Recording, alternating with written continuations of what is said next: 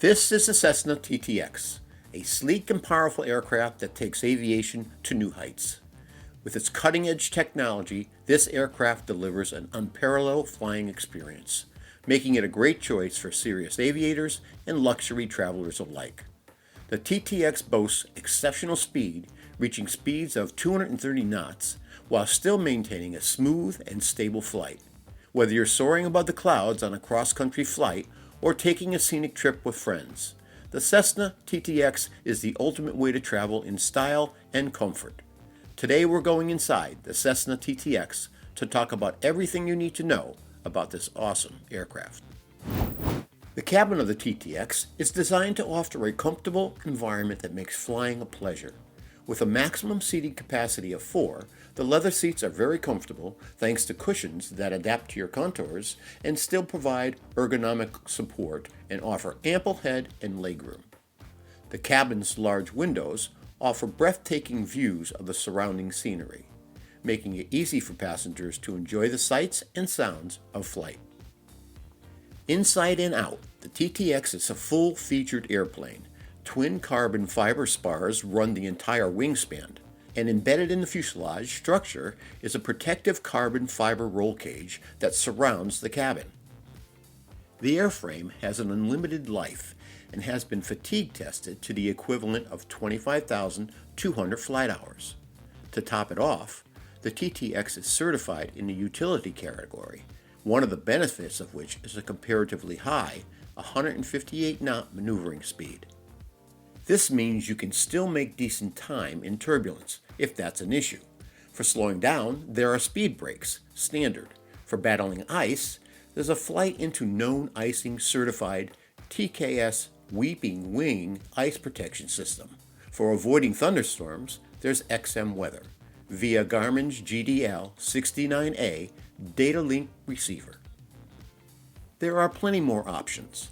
Garmin's GTS 800 Traffic Advisory System, Terrain Avoidance and Warning System, GSR 56 Iridium Satellite Data Link Receiver for worldwide receptions of weather information, air conditioning, and more. Entry for the gull wing doors is standard. The TTx's cockpit is a true gem in the world of general aviation, delivering a high level of performance, safety, and comfort to pilots. As for the panel, its clean, well-organized look is dominated by Garmin's G2000 avionics suite.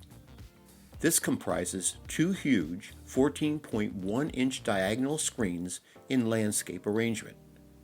To control the display views and system functions, there's a Garmin GTC 570 touchscreen controller mounted ahead of the armrest.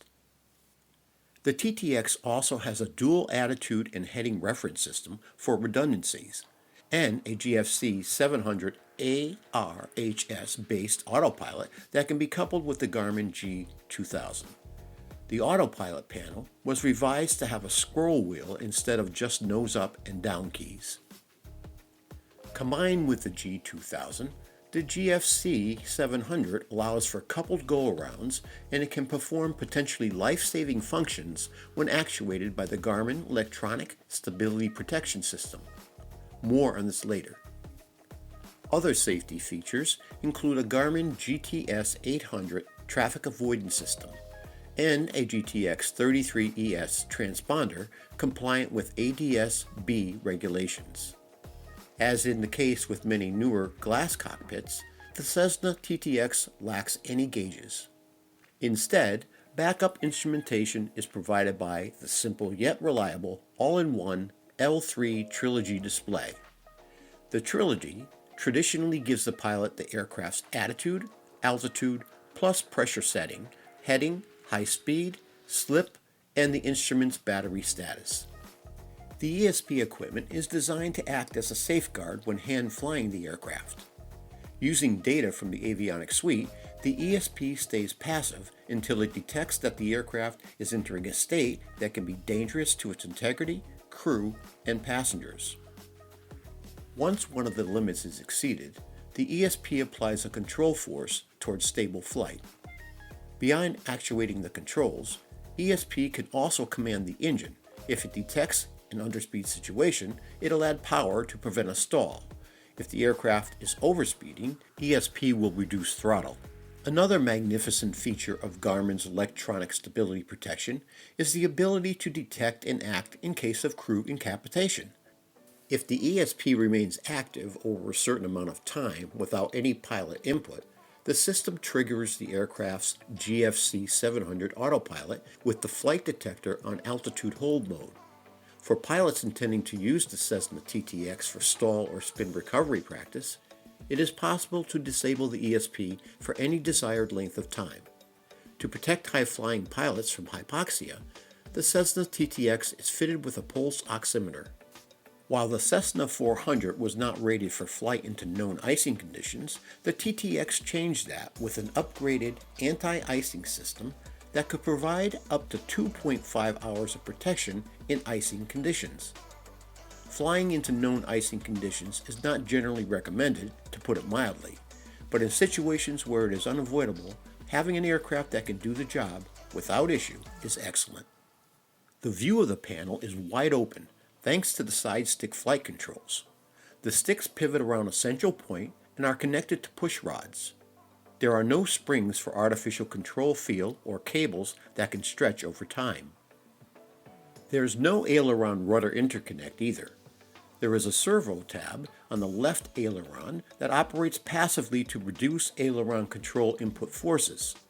The TTx can have high roll forces at airspeeds above 120 knots or so. There is also a rudder limiter that reduces rudder throw as airspeed slows below 100 knots. The G2000 and its autopilot make serious IFR cross-country flights a piece of cake. You can even split the multi-function display screen and show two different views at the same time.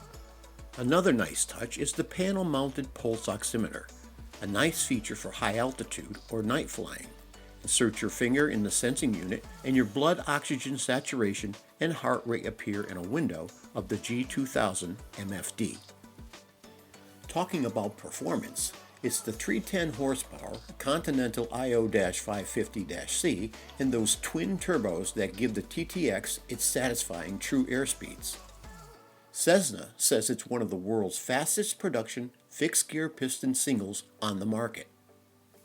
The company advertises 230 knots as a maximum cruise speed, but that's up at its service ceiling of 25,000 feet or 7,620 meters, where you'll need oxygen, which is standard, where many probably won't fly, and at 85% power and a fuel-hungry 24 gallons per hour at a 50-degree rich of peak EGT power setting. Still, it's nice to have the option of flight-level flying for weather avoidance or to take advantage of a rip-roaring tailwinds. A more typical cruise altitude and power setting would be below 10,000 feet or 3,050 meters, and at a lean of peak mixtures, where true airspeeds at 65 to 75% power run around 170 to 180 knots, and fuel burns average 14 to 18 gallons per hour, respectively. Of course, if you're in a hurry, at 7,500 feet or 2,300 meters, you could push the throttle up to the manifold pressure red line of 37.5 inches of mercury, dial up the prop to 2,500, fly at a rich peak, and see 190 knots true airspeed. The penalty is that 24 gallons per hour fuel burn. The reward is seeing the scenery roll past at near turboprop speeds. The TTx has a maximum range of 1,230 nautical miles, which is 1,415 miles or 2,276 kilometers. The plane can take off in 1,900 feet or 580 meters. Has a maximum rate of climb per minute of 1,400 feet or 427 meters, and a minimum landing distance of 2,640 feet or 805 meters. All while maintaining a useful load of 1,070 pounds or 485 kilograms and a full fuel payload of 458 pounds or 208 kilograms. The base purchase price for the new Cessna TTx is around $800,000 before options, And while the total yearly fixed cost is roughly $80,000 to $120,000, the average hourly operating cost is estimated at $200 to $300. Thank you for staying with us till the end. Here are 2 videos you can watch next. If you enjoyed this video, please make sure to leave a like and subscribe. Thanks for watching.